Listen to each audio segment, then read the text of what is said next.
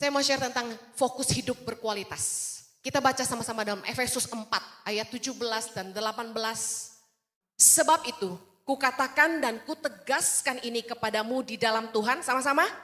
Jangan hidup lagi sama seperti orang-orang yang tidak mengenal Allah dengan pikirannya yang sia-sia dan pengertiannya yang gelap, jauh dari hidup persekutuan dengan Allah karena kebodohan yang ada di dalam mereka dan karena kedegilan hati mereka. Tahukah Anda bahwa pikiran Anda, fokus Anda menentukan kualitas hidup Anda? Katakan amin. Saya nonton kardio di YouTube dan trainer di YouTube itu ngomong begini. Your body will go nowhere your mind doesn't tell you. Artinya gini, badan kita ini cuma ngikutin pikiran kita. Tubuh kita hanya mengikuti apa yang diperintahkan otak kita. Fokus kita itu luar biasa. Fokus kita ini yang akan mengarahkan hidup kita mau kemana. Efesus 4 ayat 17 tadi bilang gini, jangan hidup lagi sama seperti orang-orang yang tidak mengenal Allah dengan pikirannya yang sia-sia. Dalam terjemahan GWV, ya, God's Word to the Nation, dikatakan begini. So I tell you, encourage you in the Lord's name, not to live any longer like other people in the world. Their minds are set on worthless things. Pikiran mereka terfokus kepada perkara-perkara yang tidak berarti. Jangan lagi hidup seperti orang-orang dunia yang fokusnya itu hal-hal yang sia-sia. Kalau pikiran kita, fokus kita itu kepada hal-hal yang meaningless, worthless, hal-hal yang gak berarti, hal-hal yang sia-sia, yang tidak bernilai, maka hidup kita akan menjadi sia-sia juga. Yang berarti katakan amin. Hal-hal yang sia-sia itu adalah hal-hal yang gak punya arti, meaningless. Hal-hal yang gak punya nilai, worthless. Hal-hal yang gak punya tujuan sama sekali, no purpose. Makanya saya bilang sama anak-anak muda, jangan pernah bangun apapun yang tidak ada ujungnya. Kalau Anda mau hidupmu berubah, fokusmu harus berubah. Saya ingin ngajarin Anda bagaimana mengganti fokus Anda. Kadang-kadang kita fokusnya tuh salah, tapi kita nggak tahu gimana cara mengalihkan atau mengganti fokus kita. Yang pertama, apa yang menjadi fokus kita, itu pasti menarik perhatian kita. Saya kasih contoh. Kalau Anda itu fokusnya sama perkara-perkara pornografi, Anda akan tertarik kepada hal-hal yang berbau pornografi. Fokusmu membuat kamu tertarik kepada hal-hal yang jadi fokusmu. Our focus bring things to our attention. Apa yang jadi fokus kita membuat hal-hal yang tadinya tuh nggak pernah kelihatan jadi kelihatan. Hal-hal yang sebelumnya tidak pernah menarik perhatian kita jadi menarik perhatian kita. Contoh gini, Anda tahu bahwa ada sebuah ritme atau algoritma di dalam sosial media atau apps seperti YouTube dan Netflix yang akan memunculkan tontonan-tontonan atau akun-akun yang kerap kali kita lihat. Algoritmanya akan sama. Contoh, kalau Anda senang nonton khotbah, tiba-tiba banyak banget khotbah pendeta-pendeta yang muncul di beranda Anda. Yang paham katakan amin. Begitu Anda nonton Netflix, kalau Anda senang nonton film action, Netflix akan selalu memunculkan suggestion film-film yang berbau action. Dia membaca ritme Anda, algoritma Anda. Ketika saya mulai sering nge-like akun IG yang ngajarin saya bagaimana mengecilkan perut, muncullah akun-akun yang tiba-tiba ngajarin berbagai jurus mengecilkan perut. Yang paham katakan amin. Tiba-tiba kalau kita sering nonton, kita sering like, dia muncul tuh. Waktu pandemi, tiba-tiba tuh gara-gara tugas sekolah anak mesti menunjukkan hewan ternak. Nah di rumah kami nggak punya ternak. nggak punya binatang peliharaan. Tapi karena tugas sekolah, saya bilang gini, udah paling gampang beli burung aja. Habis kita kerjain PR-nya, burungnya kita kasih orang. Kita belilah ke pasar burung, ya kan? Setelah kita beli ke pasar burung, saya perhatikan, ih lucu ya, kok warna-warni. Lovebirds tuh loh, ada kuning, ada biru, ada hijau, ada yang namanya Batman, do you know? Hitam warnanya, hitam putih, abu-abu. Ada yang namanya red eyes, bulunya putih, matanya merah. Bayangin sampai hafal saya. Tadinya gak pernah piara burung. Tapi ketika saya fokus, saya harus beliin burung buat anak saya. Karena dia punya tugas sekolah. Jadi saya mulai memperhatikan burung-burung ini. Kemudian saya mulai cari di Tokopedia dan Shopee. Pedagang-pedagang burung. Saya mulai jadi fokus ke sana. Dan muncullah di beranda-beranda saya. Gambar-gambar berbagai jenis burung lovebird, saudara. Nah, aneh sekali. Iblis itu tahu bagaimana merusak hidup kita. Dia akan alihkan fokus kita kepada perkara-perkara duniawi. Sehingga kita jadi kayak ketagihan untuk lihat terus. Saya kasih tahu, dosa itu menarik. Segala sesuatu yang berbau dosa itu sangat menarik buat kita. Katakan amin. Kok pelan? Karena memang menarik. Iblis tahu apa yang menarik kamu supaya kamu jatuh. Nah makanya hati-hati dengan fokusmu. Hati-hati dengan pilihan tontonanmu.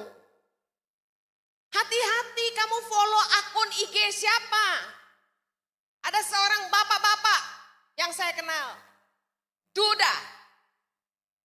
Hobinya nge-like foto perempuan seksi di sosial media. Guess what? Tiba-tiba, apa itu istilahnya di Instagram tuh loh yang kalau tiba-tiba muncul akun-akun IG-nya orang, dia sering nonton apa dan karena kita follow dia jadi muncul juga di beranda itu. Apalah Anda tahulah, ya kan? Tiba-tiba, loh kok ada foto-foto cewek seksi nih di beranda IG saya bingung. Aku kan gak follow.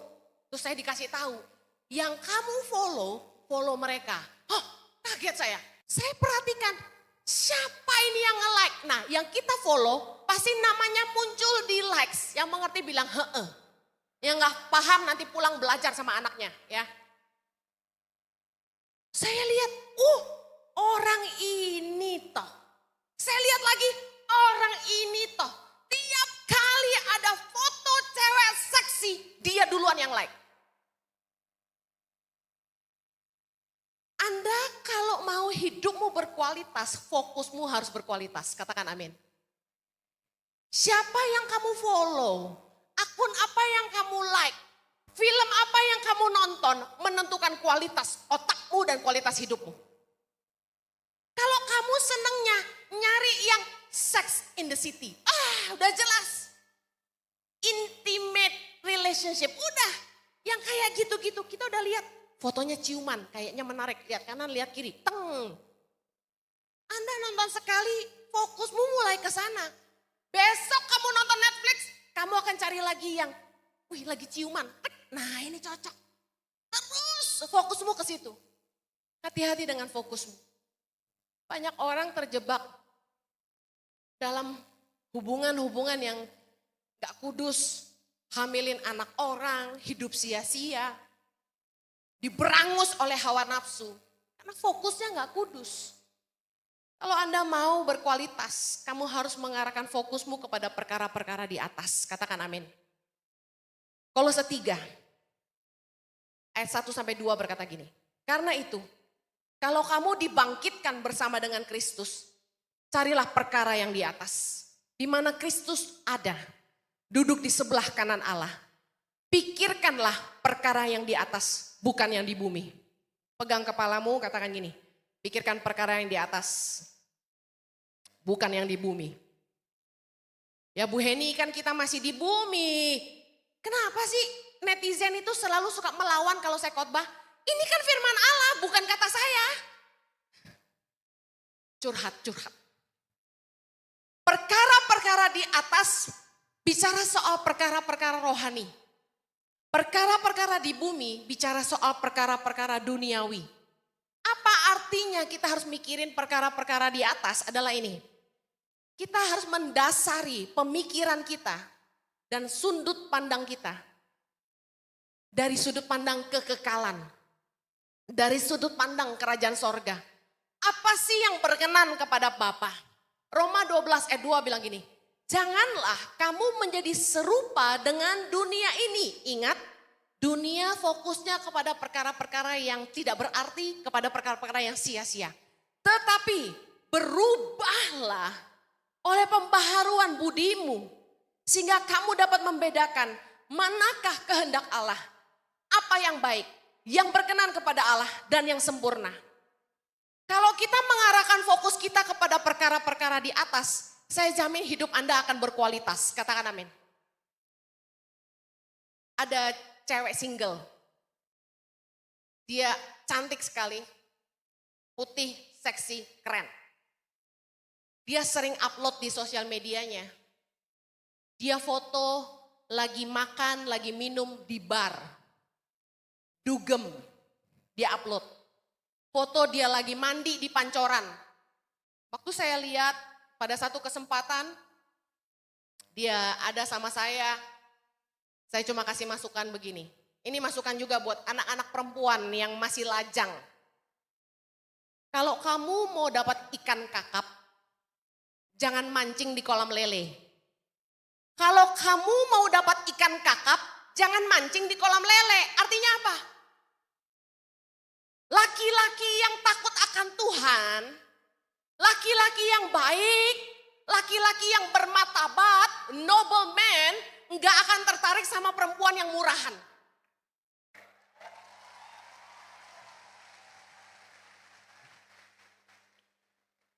Kalau kamu mau dapat suami yang kaya, berintelek, cerdas, dari keluarga terpandang, orang baik-baik, berlakulah yang baik. Amin. Kamu gak perlu jual tubuhmu untuk dapat cinta laki-laki itu. Malah saya bilang gini, segala sesuatu yang bernilai itu sulit dilihat dalamnya. Iya dong. You must pay to see. Orang itu mau beli handphone, iPhone, harus bayar baru dibuka, benar gak? Tapi Anda kan gak mau jadi perempuan bayaran kan? Anda ngerti kan maksud saya? Don't be so cheap. Mari fokus kepada perkara-perkara sorga supaya hidupmu jadi berharga. Dengar, pengorbanan Kristus buat kita membuktikan kasih Allah bagi kita. Pengorbanan Kristus yang mati buat dosa-dosa kita, yang memulihkan nilai kita. Dosa merusak kualitas hidup kita, tapi pengorbanan Kristus memulihkan kita. Kasih Kristus memulihkan nilai kita. Dia membuat kita berharga di matanya. Katakan amin. Dengar baik, kalau kamu tahu kamu berharga, harusnya kamu juga jaga hidupmu. Saya kasih tahu, dulu waktu saya masih muda, sekarang juga masih muda, amin. Waktu saya masih muda belia, masih belasan tahun, saya rusak itu umur 14 tahun. Saya hidup sia-sia. Dengan alasan saya lahir di keluarga broken home. Kurang kasih sayang orang tua. Saya pindah dari satu pria ke pria yang lain karena saya cari cinta. Cinta yang murni. Cinta yang tanpa pamrih. Dapat gak? Enggak lah. Mana ada? Sampai nikah pun saya sadar enggak ada yang bisa mencintai kita tanpa pamrih kecuali dia. Amen. Saya kasih tahu. Ketika saya ketemu Tuhan umur 16 tahun. Saya menemukan arti hidup saya yang sebenarnya. Saya dipulihkan Tuhan. Tahu nggak, waktu orang tuh hidup dalam dosa, dia merasa hidupnya enggak berharga. Makanya nggak heran, kalau ada orang yang sudah pernah jatuh dalam seksual satu kali, dia akan jatuh sampai yang berikutnya, yang berikutnya, yang berikutnya, yang berikutnya. Kenapa? Karena dosa membuat kita merasa tidak berharga. Dosa selalu menurunkan kualitas kita. Waktu saya dipulihkan sama Tuhan, dan saya sadar saya dikasihi Tuhan, dan saya sadar bahwa hidup saya berharga buat Tuhan. Dan saya mulai fokus mencari Tuhan sungguh-sungguh. Lihat hidup saya hari ini. Lihat bagaimana Tuhan mengubahkan saya. Dari seorang anak perempuan yang kurang kasih sayang dan hidupnya hancur-hancuran. Saya kasih tahu, kalau kamu ada di sini yang merasa hidupmu sia-sia, saya lebih hancur dari kamu. Saya ini dulu perempuan yang gak punya harga diri. Tapi lihat bagaimana Tuhan bisa mengubah hidup saya hari ini. Fokus kita kepada perkara-perkara sorga membuat hidup kita jadi berharga. Anda tahu, dicintai Tuhan tanpa kita perlu melakukan apa-apa. Dia mengasihi kita ketika kita masih berdosa, kata firman Tuhan. Itu membuat sebuah nilai yang wow, He loved me just the way I am. Dia mengasihi aku sebagaimana adanya aku. Manusia mencintai kita karena sesuatu. Betul nggak? Nggak cantik nggak dicintai. Body nggak bagus nggak dicintai. Nggak kaya nggak dicintai. Makanya orang itu selalu cari penerimaan dengan jadi kaya dan berusaha cantik.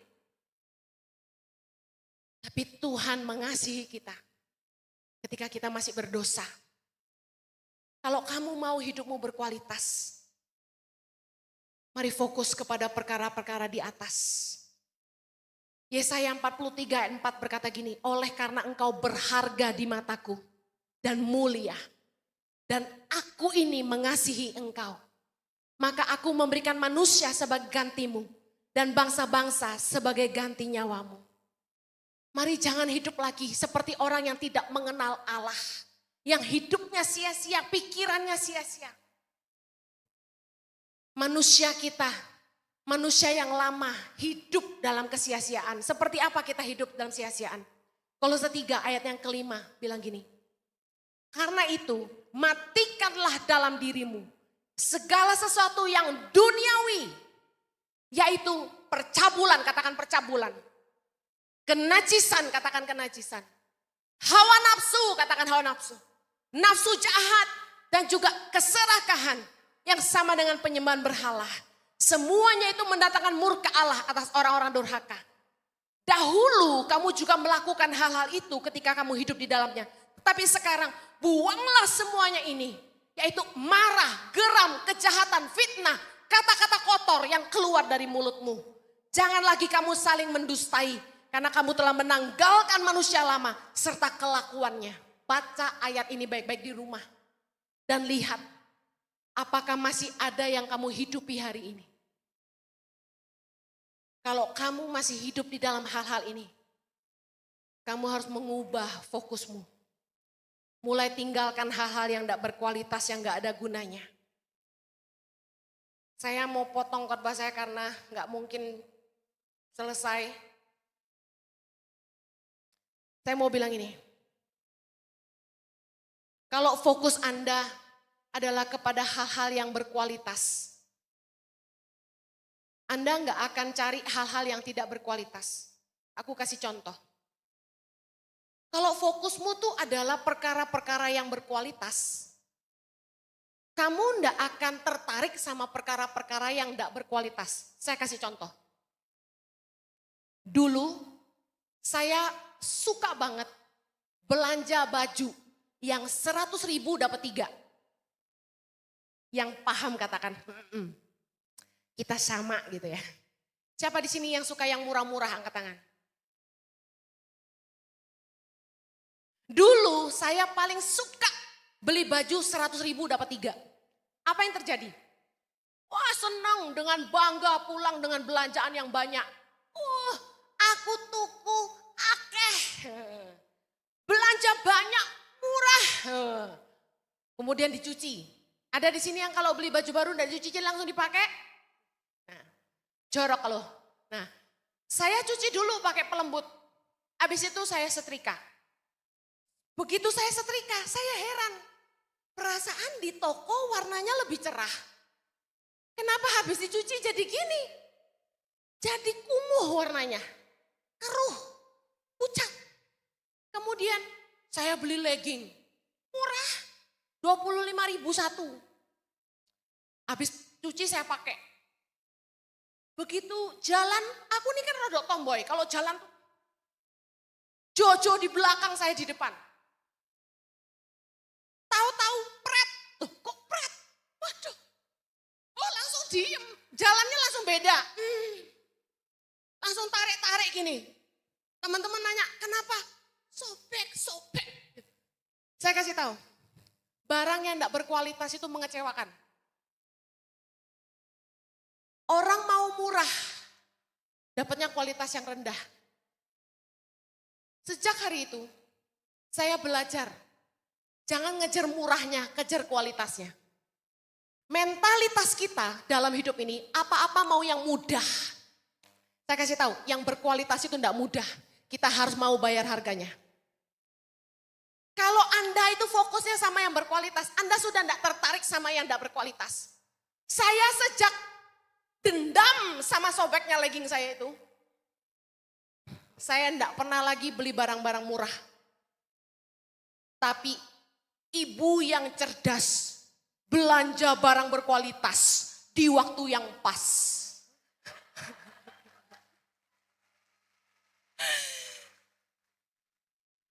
Saya itu kan gak branded minded toh ya, Anda tahulah. Tapi saya ngerti, ini kenapa sih yang bermerek di mall-mall itu mahal, kok larang? Masuk saya ke toko itu, yang biasanya gak pernah saya masuki, karena gemerlapnya gitu kan, takut duitku kurang. Tapi saya masuk suatu hari, karena ada tulisan, saleh. Masuk saya. Saya pegang, dalam hatiku gini, ngene kok larang, tuku nek ento akeh, tak pegang sama saya. Loh, beda kualitas, kok halus, bisa molor-molor ngene, keren. Saya coba ke ruang ganti pakaian, saya coba, wah jatuhnya bagus, keren, kayak artis. Saya langsung beli karena lagi saleh. Tak eman-eman pakainya. Ngerti eman-eman? Aku sayang-sayang pakainya jarang. Tak gantung di lemari di bagian yang paling bagus. Supaya enggak kusut. Anda tahu, sekali tak pakai, teman-teman ibu-ibu pada muji. Ih, beli di mana itu? Sampai saya naik pesawat, pramugari bilang gini, you look so pretty with that dress. Padahal aku tukune murah cuma 150.000 kalau nggak salah. Barang yang nilainya itu 1 juta. Bisa saya beli cuma 150.000. Karena saleh itu. Ibu cerdas belanja dengan harga yang pas. Dapat itu. Anda tahu? Saya pakai itu bolak-balik. Ora luntur, ora sowek, wayu. Anda kalau fokus sama yang berkualitas. Yang tidak berkualitas itu sudah tidak menarik. Saya belanja online. Saya tertipu berapa kali. Gara-gara apa? Cek murah. Celana kargo 50.000, tuku-tuku. Hitam, biru, merah, putih, ces. Kirim ke rumah. Apa yang terjadi? Begitu datang, opo iki? Masuk, kakiku cuma separuh. Ini celana anak cilik kok dijual buat ibu-ibu? Mengecewakan. Dipegang, plastiknya itu plastik murahan, pengen tak remek. Sejak itu saya enggak pernah tuku murah-murah. Saya kasih tahu pepatah bilang, ada harga, ada barang. Anda yang mau berkualitas harus bayar harga. Waktuku selesai, saya cuma mau bilang gini, kalau Anda mau hidupmu berkualitas, Anda harus bayar harga. Untuk sebuah kebenaran tidak mungkin murah. Saya tutup dengan kesaksian ini. Waktu Tuhan minta, saya berhenti khotbah keliling. Tuhan mau saya fokus sama keluarga. Tuhan mau saya fokus memuridkan. Akhirnya saya sama suami memutuskan memulai gereja ICI, Impact Community Indonesia. Anda tahu, saya komitmen tidak lagi terima undangan khotbah. Mulai dari pandemi 2021 sampai hari ini. Saya bilang gini, Tuhan, aku kalau enggak khotbah aku makan apa? Karena saya hidup itu dari khotbah. Menghidupi tangan pengharapan dan keluarga sendiri itu dari khotbah. Jualan kaos, batik kemana-mana. Anda tahu waktu itu kita enggak punya gereja, kita cuma online. Aduh saudara, yang ngundangin saya khotbah itu gereja terbesar se-Indonesia. Yang sebagai hamba Tuhan itu impian bisa khotbah di situ. Dulu waktu saya masih khotbah keliling, mereka enggak pernah ngundang saya, kurang ajar. Giliran saya mengambil komitmen berhenti khotbah keliling, diundang bolak-balik. Ditawari, ayo Bu Heni, 2 bulan sekali Ibu Heni khotbah di gereja kami. Terus tiba-tiba bisikan-bisikan dari teman-teman hamba Tuhan gini, kamu kok enggak mau khotbah di situ? Mereka bilang sama saya, kamu diundang nolak. Kamu tahu, khotbah 1 kali hari Minggu menutup biaya hidup 1 bulan gitu. Saya bilang, emang berapa? 1 ibadah 10 juta. 5 ibadah 50 juta. 1 kali hari Minggu. Wah, asik gak tuh kira-kira? Mau jadi pengkhotbah? Tobat kamu. Cari duit. Saya bilang enggak. Komitmen tetap komitmen. Saya enggak khotbah. Maaf Pak. Gubernur kirim utusan. Bu Heni diminta gubernur khotbah. Gak bisa. Kementerian kirim orang, Bu Heni diundang khotbah, gak bisa. Bayangkan semua level, ada orang kaya. Suruh temannya telepon saya. Bu Heni diundang khotbah ke rumahnya konglomerat. Dijelasin konglomerat ini yang punya mall terbesar di Jakarta. Disuruh khotbah di rumahnya. Itu PK-nya berapa dalam hati saya? Tapi saya tetap bilang, gak bisa. Ada yang paling luar biasa. Saya tidak perlu khotbah lama-lama. Saya cukup terbang, ketemu keluarga ini, cuma cas, cis, cus, mereka kasih saya 25 juta sampai 35 juta. Cuma cas, cis, cus, enggak khotbah. Tiap kali saya disuruh datang, saya cuma cas, cis, cus 25 juta, 35 juta. Tapi sejak saya ngambil keputusan, aku enggak khotbah keliling lagi. Anda tahu itu harga yang sangat mahal untuk dibayar. Saya ngambil komitmen, aku mau fokus sama perkara sorga. Perkara sorga itu apa? Apa yang jadi kehendak Allah dalam hidup kita. Itu jauh lebih berkualitas, itu jauh lebih penting dari segalanya. Bukan harta, amen. Buat apa kamu kaya kalau kamu tidak hidup dalam kebenaran. Jangan kaya dalam keserakahan. Lebih baik sederhana dalam kebenaran. Yang mau katakan amin.